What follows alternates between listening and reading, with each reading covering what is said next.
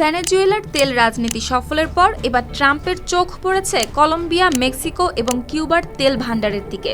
President Nicolas মাদুরোকে আটকের ২৪ ঘন্টার মধ্যেই কলম্বিয়ার প্রেসিডেন্ট গুস্তাভো পেট্রোকে হুমকি দিয়েছেন মার্কিন প্রেসিডেন্ট ডোনাল্ড ট্রাম্প।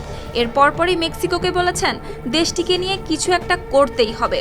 আর কিউবাকেও হুঁশিয়ারি দিয়ে বলেছেন দেশটির প্রেসিডেন্ট মিগুয়েল দিয়াজ কানেল একজন ব্যর্থ শাসক। সংবাদ মাধ্যম দ্য গার্ডিয়ানের প্রতিবেদনে প্রকাশ পেয়েছে এই তথ্য। এরপরই প্রশ্ন উঠছে, ট্রাম্পের পরবর্তী টার্গেট কি তাহলে এই ৩ দেশ? কারণ এই ৩ দেশেরই রয়েছে তেল, গ্যাস ও মূল্যবান খনিজের বড় মজুদ। কলম্বিয়া তেল ও কয়লার বড় উৎপাদক। মেক্সিকোর তেল মজুদ রয়েছে মেক্সিকো উপসাগরের গভীরে। কিউবার উপকূলেও রয়েছে সম্ভাবনাময় তেল ও নিকেলের ভান্ডার। এই সম্পদই এখন লাতিন আমেরিকায় নতুন করে বদলে দিচ্ছে ভূ রাজনৈতিক হিসাব। বিশ্লেষকদের মতে মাদক বিরোধী অভিযান এবং নিরাপত্তার কথা বললেও আড়ালে চলছে জ্বালানি রাজনীতি।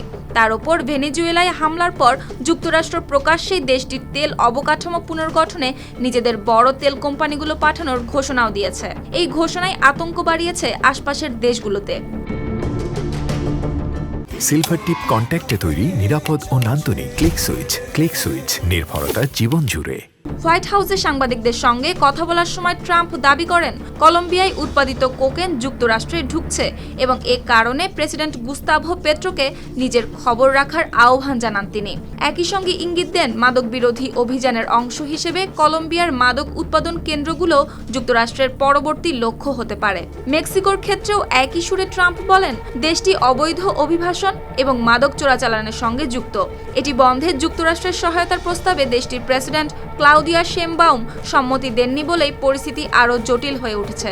আর কিউবার প্রেসিডেন্ট মিগুয়েল দিয়াজ কানেলকে ব্যর্থ শাসক আখ্যা দিয়ে ট্রাম্প বলেন দেশটির প্রশাসনিক কাঠামো দিন দিন ভেঙে পড়ছে এবং জনগণ বছরের পর বছর ধরে পোহাচ্ছে দুর্ভোগ।